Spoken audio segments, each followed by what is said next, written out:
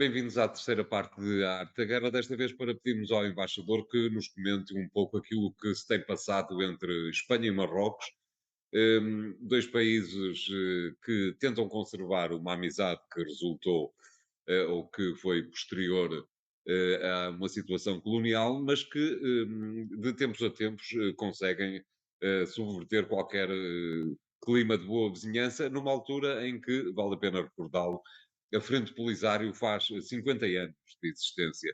É verdade que a Frente Polisário já teve bastantes mais apoios internacionais, ou pelo menos é aquilo que me parece que já aconteceu, e neste momento está um pouco deixada à sua sorte. Como é que vê toda esta questão, embaixador? A Espanha e Marrocos têm, nós não podemos pensar que só nós é que tínhamos os nossos arrufos com Angola, com Moçambique, têm Exato. as situações, como a França tem com a Argélia, tem as situações de pós-coloniais que deixam sempre, digamos, uma porta aberta para a conflitualidade. No caso da Espanha e de Marrocos, essa porta aberta é muito evidente, que são os dois enclaves que a Espanha mantém na costa marroquina, Ceuta e Melilla. Ceuta, teríamos alguma coisa a dizer, porque é o início da nossa aventura ultramarina, digamos. Eh, 1415. Exatamente. E que terminou em Timor, no fundo, que terminou com a independência de Timor. É o princípio e fecho de todo este processo. E nós sabemos que a relação entre Marrocos e a Espanha é sempre complicada. No passado havia um fator de amortecimento, que era a boa relação que o rei tinha com o rei espanhol. Estas coisas das relações entre as monarquias por vezes têm essas vantagens de uma certa ligação a um determinado nível aristocrático. Hum, ah, Nos últimos tempos, como sempre, houve sempre incidentes, como é sabido.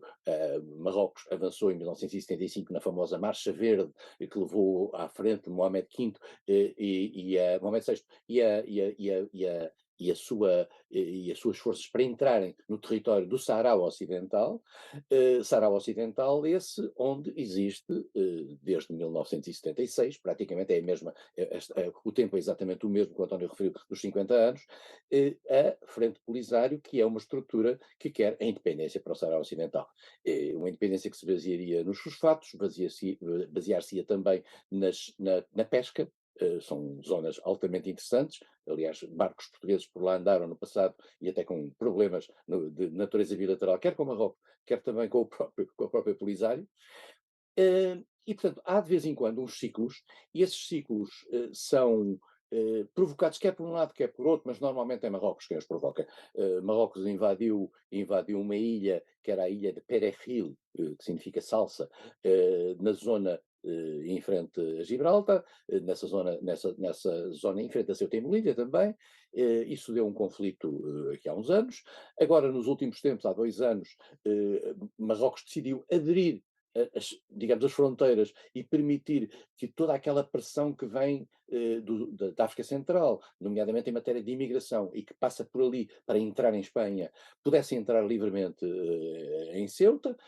Houve problemas, houve mortos, houve situações depois de repressão ao contrário.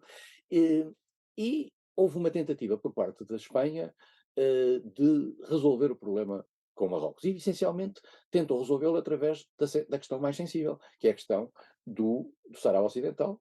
E a Espanha decidiu reconhecer que Marrocos fazia bem em criar uma espécie de uma autonomia decidida por Marrocos face àquele território, mantendo embora a soberania sobre o território. Ora bem, convém dizer que esta decisão, que é marroquina, e que a Espanha esteve de acordo, e que os Estados Unidos de Trump estiveram de acordo, é uma decisão que contraria um acordo de 1991, feito no quadro da ONU e da Organização da Unidade Africana, na altura, chamada assim, agora União Africana. E esse acordo previa um referendo, e previa a realização de um referendo. Marrocos nunca realizou esse referendo, portanto, contrariou aquilo que a ONU que se tinha comprometido, vale a pena dizê-lo, no quadro da ONU, e avançou agora com a ideia de uma autonomia no quadro do Sahara Ocidental. Entretanto, a Polisário tem uma nova liderança. Nós sabemos que a Polisário no fundo, um grupo que vive tutelado pela Argélia. Vive na Argélia, está na Argélia, só um quinto da zona do Saara Ocidental é que se pode ser dito que neste momento em que o Polisário tem alguma capacidade de atuação. O resto está tomado pelos marroquinos. A circunstância de Madrid ter decidido apoiar o plano de paz de Marrocos fez com que a Argélia, que é a tutela verdadeiramente do processo por parte da Polisário, entrasse em conflito com Espanha. E mais do que isso, fez ameaças de cortar o fornecimento do gás, que também nos diz alguma coisa, porque o gás que vem da Argélia passa por ali, por Espanha. Fez cortes em termos comerciais, e nós sabemos que estes regimes, que são regimes digamos, de natureza central, muito nacionalista e controlada pelo Estado, o comércio consegue-se controlar.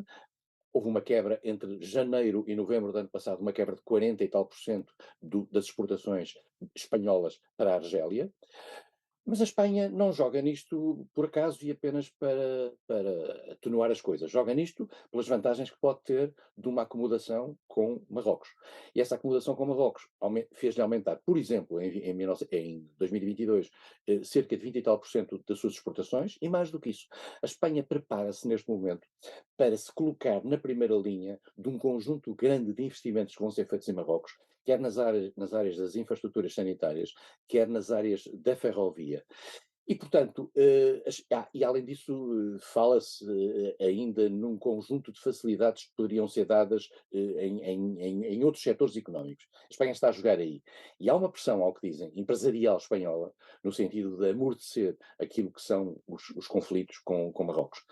Isto não significa necessariamente que a grande questão seja passe a ser resolvida, que é seu teimo-lilha, muito embora os marroquinos neste balanço tenham deixado de abrir um posto alfandegário em Ceuta, e os espanhóis tenham dito em Madrid que, ao fazerem isso, os marroquinos consideram que, digamos, reconhece uma soberania, ao criar-se um posto alfandegário. Mas, por outro lado, os marroquinos avançaram com um novo pacote de questões que têm a ver com as águas territoriais. E nós sabemos que os problemas das águas territoriais são complicados porque a Espanha, Marrocos considera que as suas águas territoriais são marcadas sem ter em conta as águas territoriais das Canárias. E, portanto, estamos aqui com um complexo de que abre-se uma tampa, salta de lá de dentro, fecha-se outra e abre outra. Portanto, é um processo complicado e que tende a manter-se e que, de certa maneira, desequilibrou muito as relações da Espanha com a Argélia. Mas, de qualquer maneira, e voltando aos 50 anos da Frente Polisário, a ideia que nos permite todas estas questões é exatamente a de que a Frente Polisário, neste momento, está próximo da irrelevância, não lhe parece? A Frente Polisário ganhou uma linha que aponta para o regresso à luta armada. Essa linha é uma linha que é manifestamente apoiada pela Argélia. Há duas linhas em confronto dentro da Polisário, e esta linha é manifestamente apoiada pela Argélia. Vamos ver em que medida, para saber se é puramente irrelevante ou não, eles conseguem ou não ter ações de natureza militar. É um pouco difícil voltar neste momento à força que eles já tiveram no passado e à capacidade, por exemplo, de apanhar pesqueiros que estavam por ali. Nós tivemos, inclusivamente, portugueses que foram presos Polisário, sequestrados pelo Polisário, e foi necessário negociar isso, eu recordo-me bem disso, no Ministério dos Negócios Estrangeiros, foi muito complexo. E, portanto, eles hoje já não têm essa capacidade, têm uma capacidade bastante mais limitada, e não é por acaso que Marrocos avança com estas iniciativas de natureza unilateral, porque percebe que o caso em geral, embora esteja legalmente protegido pelas Nações Unidas, já não tem a força internacional que tinha, como o António bem disse. Há 45 países das Nações Unidas que reconheceram o Polisário, reconheceram a independência da chamada República Árabe Sauri Democrática, mas, digamos, era um assunto que, aliás, lembra-se que aqui em Portugal até havia manifestações e havia sedes até, né? Isso tudo praticamente atenuou-se.